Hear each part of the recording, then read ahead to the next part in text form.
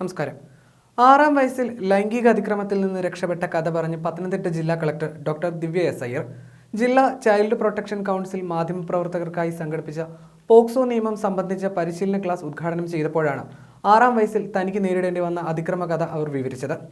2 പുരുഷന്മാരിൽ നിന്നുമാണ് ഇങ്ങനൊരു അതിക്രമം ഉണ്ടായത്. അവർ ആരായിരുന്നുവെന്ന് തനിക്കറിയില്ല. പക്ഷേ അവരുടെ മുഖം ഇപ്പോഴും ഞാൻ ആൾക്കൂട്ടത്തിൽ തിരയാറുണ്ട്. ആ മുഖങ്ങൾ ഒരിക്കലും മറക്കില്ല. അതിനുശേഷം എനിക്ക് അവരെ കാണാൻ കഴിഞ്ഞിട്ടില്ല. ചെറുപുഞ്ചിരിയോടെയാണ് കളക്ടർ മനസ്സ് തുറന്നത്. വാത്സല്യത്തോടെയാണ് അവർ അടുത്തു വന്നത്. ഒരു 6 വയസ്സുകാരിയോട് കാണിക്കുന്ന വാത്സല്യമെന്നേ കരുതിയുള്ളൂ. പക്ഷേ അവർ എൻ്റെ ഡ്രസ്സ് അഴിക്കാൻ ശ്രമിച്ചപ്പോൾ എനിക്കെന്തോ വല്ലായ്മ തോന്നി. എന്തോ സംഭവിക്കാൻ പോകുന്നത് പോലെ അനുഭവപ്പെട്ടു. അവിടെ നിന്ന് താൻ ഓടി രക്ഷപ്പെടുകയായിരുന്നു. തൻ്റെ മാതാപിതാക്കൾ തനിക്ക് തന്ന സപ്പോർട്ട് കൊണ്ട് മാനസികമായി ബലം നേടാൻ കഴിഞ്ഞു. 6 വയസ്സുകാരിക്ക് അന്നൊന്നും തിരിച്ചറിയാൻ കഴിയുമായിരുന്നില്ല. ഇന്നിപ്പോൾ ഇത് പറയുമ്പോൾ തനിക്ക് നാണക്കേട് തോന്നുന്നുണ്ട്. അത് അന്നേ തിരിച്ചറിയേണ്ടതായിരുന്നു. അതിന് കഴിയാതെ പോയത് ഓർത്താണ് താൻ നാണിക്കുന്നത്. കുട്ടികൾക്ക് നേരെയുള്ള അതിക്രമം വർദ്ധിച്ചു വരുന്ന കാലമാണ്. ചെറുപ്രായത്തിലുള്ള കുട്ടികൾക്ക് ഇതൊന്നും തിരിച്ചറിയാൻ കഴിയുന്നില്ല. ബാഡ് ടച്ച് എന്താണെന്ന് നമ്മുടെ കുട്ടികളെ നാം ബോധവാന്മാരും ബോധവതികളും ആക്കണമെന്നും ഡോക്ടർ ദിവ്യ എസ് അയ്യർ പറഞ്ഞു. അതേസമയം കോന്നി താലൂക്ക് ഓഫീസിൽ നിന്ന് ജീവനക്കാർ വിനോദയാത്ര പോയത് വിവാദമാക്കിയതിന്റെ അനന്തരഫലങ്ങളും ജില്ലാ കളക്ടർ ഡോക്ടർ ദിവ്യ എസ് അയ്യർ മാധ്യമങ്ങൾക്ക് മുന്നിൽ വെളിപ്പെടുത്തി. ആ വിവാദത്തിന്റെ പേരിൽ ജീവനക്കാരുടെയും കുടുംബാംഗങ്ങളുടെയും സ്വകാര്യ നിമിഷങ്ങളുടെ ചിത്രങ്ങളും വീഡിയോകളും തലങ്ങും വിലങ്ങും പ്രചരിച്ചു. വ്യക്തികളുടെ സ്വകാര്യ നിമിഷങ്ങൾ എന്നതുപോലും പരിഗണിക്കാതെയാണ് വീഡിയോ ആരോ പുറത്തുവിട്ടത്. അത് സംപ്രേഷണം ചെയ്തു. അനന്തരഫലം എന്തെന്ന് ചിന്തിക്കാതെ നടത്തിയ പ്രവൃത്തിയായിരുന്നു അത്. ഏറ്റവും അധികം പ്രചരിക്കപ്പെട്ടത് മുന്നിൽ നിന്ന് പാട്ടുപാടിയ വ്യക്തിയുടെ ചിത്രമായിരുന്നു. ആ വ്യക്തി ഞങ്ങളുടെ ജീവനക്കാരിയായിരുന്നില്ല, ഞങ്ങളുടെ ഒരു ഉദ്യോഗസ്ഥയുടെ മകളായിരുന്നു. ഒരു ദിവസം കൊണ്ട് 1 കോടി വ്യൂസാണ് അതിന് കിട്ടിയത്. അതൊരിക്കലും നല്ല കാര്യത്തിനായിരുന്നില്ല. അമ്മയുടെ കൂടെ വളരെ സ്വകാര്യമായി ഒരു പ്രോഗ്രാമിന് പോയി. അവിടെ ഒരു പാട്ടുപാടി എന്നത് മാത്രമേ ചെയ്തിട്ടുള്ളൂ. എന്നാൽ അതിനുശേഷം ആ വിദ്യാർത്ഥിനിക്ക് അനുഭവിക്കേണ്ടി വന്ന മാനസിക സംഘർഷം എത്രത്തോളമായിരിക്കുമെന്ന് ഒരുപക്ഷെ പുറം ലോകം അറിഞ്ഞിട്ടുണ്ടാവില്ല. ഇവിടെ എത്തിയതിൻ്റെ അടുത്ത ദിവസം ആശുപത്രിയിലേക്ക് കൊണ്ടുപോകേണ്ടി വന്നു.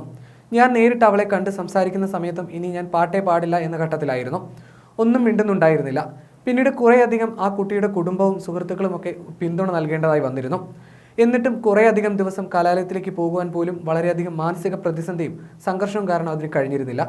അത്തരത്തിലുള്ള ദൗർഭാഗ്യകരമായ സംഭവങ്ങൾ നമുക്കിടയിലും സംഭവിക്കാൻ സാധ്യതയുണ്ട് എന്ന് മനസ്സിലാക്കാൻ വേണ്ടിയാണ് ഈ സംഭവം സൂചിപ്പിച്ചതെന്നും കളക്ടർ പറഞ്ഞു. ഇത്തരം സംഭവങ്ങൾക്ക് നമ്മൾ ഹേതുവാകുന്നില്ല എന്ന് നമ്മൾ ഉറപ്പുവരുത്തുക.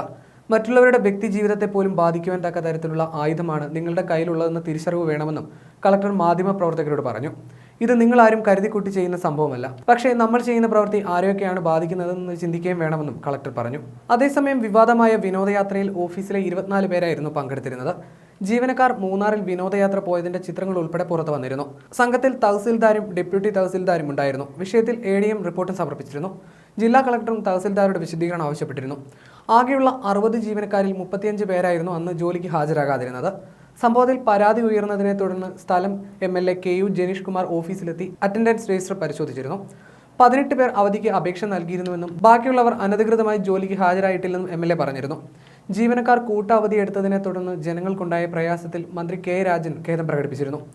ജീവനക്കാർ കൂട്ടവധിയെടുത്ത് പാറമട മുതലാളിയുടെ ബസ്സിലാണ് വിനോദയാത്ര പോയതെന്നും ഇത് അന്വേഷിക്കണമെന്നും KU ജനീഷ് കുമാർ ആരോപിച്ചിരുന്നു. എന്നാൽ ആരോപണത്തെ തള്ളി ട്രാവൽ ഏജൻസി രംഗത്തെത്തി. ക്വാറി പ്രവർത്തനങ്ങളുമായി യാത്രയ്ക്ക് ബന്ധമില്ലെന്നും ജീവനക്കാരുടേത് സ്പോൺസർഡ് ടൂർ അല്ലെന്നും അദ്ദേഹം പറഞ്ഞു. MLAയുടെ ആരോപണം പെട്ടെന്നുള്ള പ്രതികരണമാകാമെന്നും Konni Vakayar Murahara travel agency manager Shyam പറഞ്ഞിരുന്നു.